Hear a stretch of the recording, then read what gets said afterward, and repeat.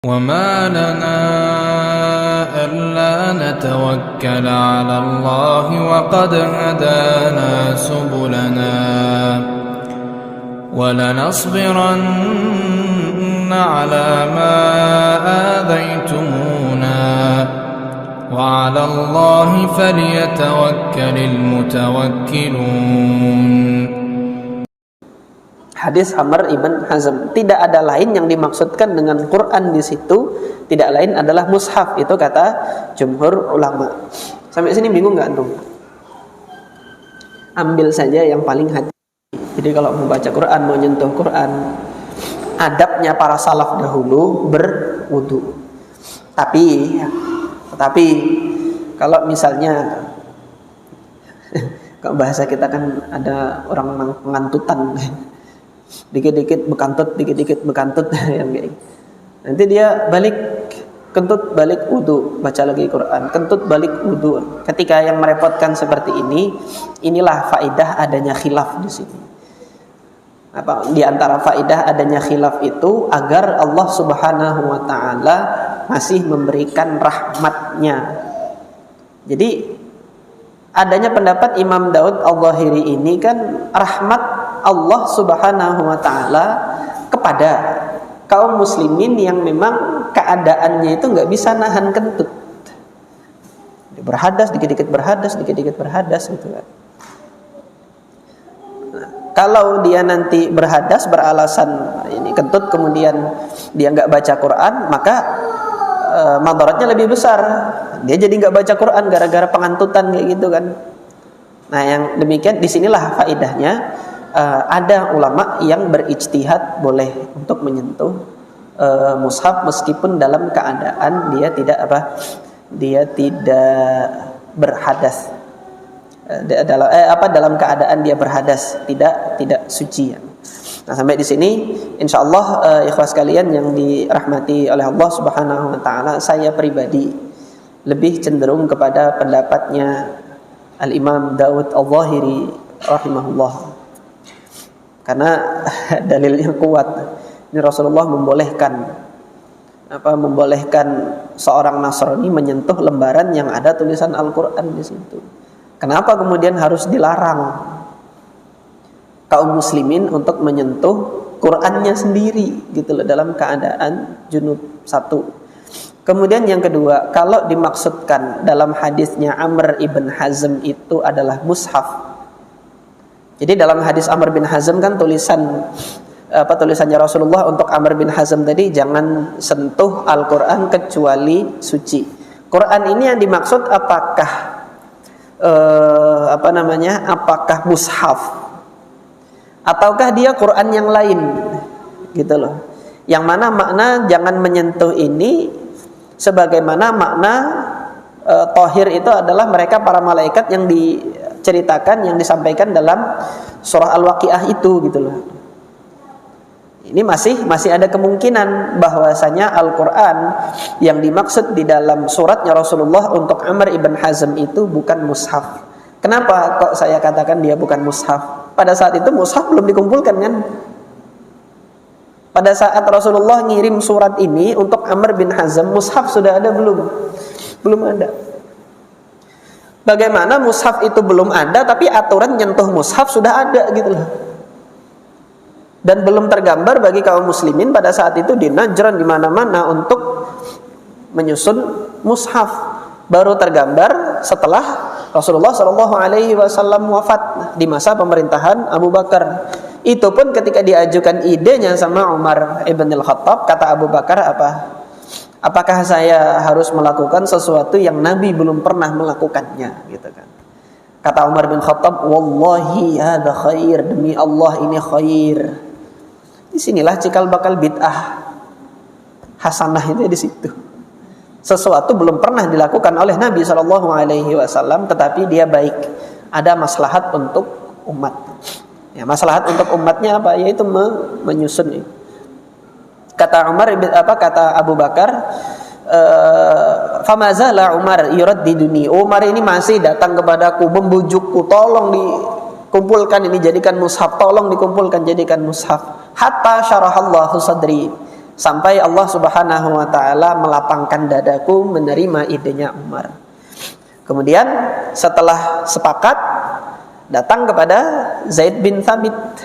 Kata Zaid bin Thabit, demi Allah, kalian itu nyuruh saya angkat gunung Uhud itu lebih mudah bagi saya daripada harus menyusun ini sulit.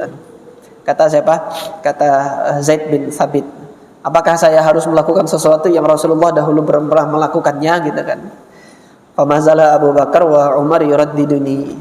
Jadi Abu Bakar dan Umar masih terus memujukku sampai Allah Subhanahu wa taala mensyarah atau melapangkan dadaku untuk menerima ide tersebut. Maka aku kumpulkanlah Al-Quran pada saat itu di masanya Abu Bakar As-Siddiq radhiyallahu taala anhu.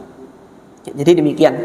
Nah, jika ini yang terjadi, artinya pada saat Rasulullah menulis la yamassuhu illa tahir, la yamassul Quran illa tahir, mushaf belum ada. Kalau mushaf belum ada pada saat itu, kok bisa ada hukumnya duluan? Ini salah satu Salah satu celah untuk pendapat yang melarang untuk menyentuh mushaf Al-Quran. Jadi meskipun saya pribadi memilih pendapat ini, yaitu bahwasannya memegang mushaf itu boleh bagi yang berhadas, saya pribadi berupaya semaksimal mungkin untuk tidak berhadas pada saat memegang Al-Quran. Karena apa yang dicontohkan para salaf, mereka tidak berhadas pada saat membaca Al-Quran dan pada saat mereka menyentuh Al-Quran. Ini dalam rangka adab terhadap Al-Quran.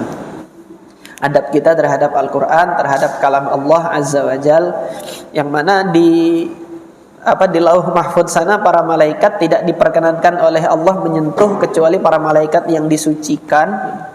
Maka di dunia ini juga demikian, kita berupaya jangan sampai menyentuhnya itu ketika diri kita dalam keadaan dalam keadaan berhadas. Namun ketika nanti mengupayakan keadaan untuk tidak berhadas, mengupayakan keadaan suci terus, itu memang berat bagi seseorang.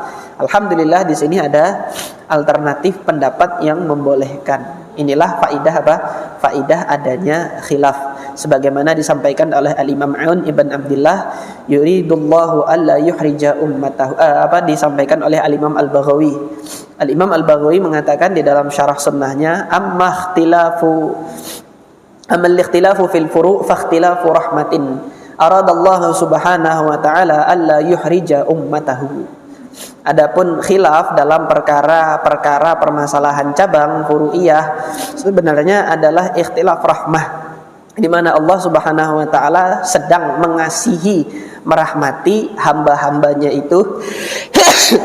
Kalau memang nanti ada pendapat yang terkesan menyulitkan bagi seseorang yang mungkin baru masuk Islam, gitu kan. Mungkin dia baru masuk Islam, belum mengenal kok susah sekali gitu kan, harus wudu yang kayak gini misalnya. Maka ada alternatif untuk menggunakan pendapat-pendapat yang mudah itu, bukan dalam rangka bermudah-mudahan di dalam agama.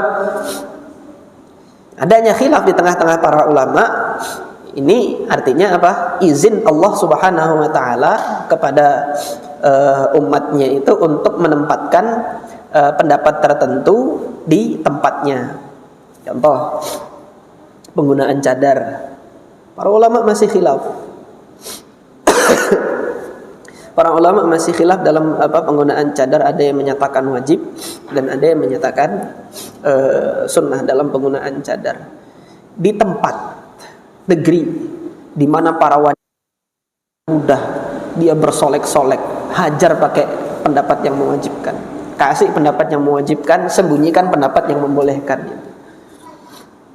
Agar mereka nggak bermudah-mudah untuk menunjukkan lekuk-lekuk tubuhnya itu. Tetapi nanti di suatu daerah kaum muslimin di mana perempuan-perempuannya itu sudah menjaga diri, gitu kan. Janganlah kemudian mereka yang belum menggunakan cadar ini dicela, misalnya seperti itu. Jadi memang ada faedah di mana pendapat yang ketat, yang kuat ini memang harus digunakan dalam keadaan-keadaan tertentu. Rokok haram, makruh, gitu kan. Di tempat yang kemudian banyak orang TBC, kasih pendapat yang haram, gitu loh. Boleh merokok kayak gitu. dakwahkan pendapat yang menyatakan haram, karena mewabah TBC di satu kampung dan banyak perokoknya di situ gitu kan. Nah nanti di tempat-tempat yang lain, misalnya dalam rangka masih mendakwahkan seseorang gitu kan, dia orang tersebut masih punya masih punya kebiasaan untuk merokok, jangan merokok duluan yang didakwahkan. Jangan merokok padahal dia belum ngaji, baca Quran belum bisa. Maka ada step-stepnya gitu. Stepnya bukan dalam rangka kita nanti membolehkan dia untuk merokok gitu, enggak. Tetapi ada yang lebih utama untuk disampaikan terlebih dahulu. Ini orang belum bisa baca Quran, tahapan itu dulu diajarkan. Ketika nanti keimanan sudah masuk, merasa nggak enak sendiri, orang-orang lain nggak ngerokok, dia sendiri yang ngerokok, ditinggalkan insya Allah pada saatnya, pada saatnya, sambil kemudian dibarengi dengan doa. Nah, ini yang mungkin kita lupakan ketika mendakwahi seseorang atau mendakwahi banyak orang. Kita melupakan untuk mendoakan orang yang kita dakwahi. Ketika didakwahi orangnya marah gitu kan, ya sudah, nggak usah didatangi lagi gitu. Ya sudah, masalah kamu tuh neraka sudah, kayak gitu. Tapi yang demikian ini hendaknya kita doakan, mudah-mudahan Allah Subhanahu wa taala suatu saat memberikan dia hidayah, meskipun tidak melalui saya, meskipun tidak melalui kita, mungkin nanti dari ustadz yang lain atau dari ikhwah-ikhwah yang lain gitu kan. Orang tersebut mendapatkan petunjuk atas hal-hal yang selama ini dibenci di dalam syariat. Jadi ini diantara faedah pendapat di tengah-tengah para ulama, jangan dijadikan bingung. Terakhir, ketika kita ingin bagaimana caranya agar tidak bingung, Ustadz, lihat di antara dua pendapat ini kira-kira yang lebih disenangi oleh Allah yang mana? Antum itu baca Quran dalam keadaan suci, atau antum baca Quran dalam keadaan berhadas? Kira-kira yang lebih disenangi Allah yang mana? Kalau memang yang lebih disenangi Allah dalam keadaan bersuci, maka pegang itu. Ambil pendapat jumhur ulama. Upayakan semaksimal mungkin ketika mau berwudu, ketika mau baca Quran, berwudu terlebih dahulu. Jadi pilih pendapat dari sekian pendapat para ulama itu yang bisa menjaga ketakwaan kita di hadapan Allah Azza wa Jalla.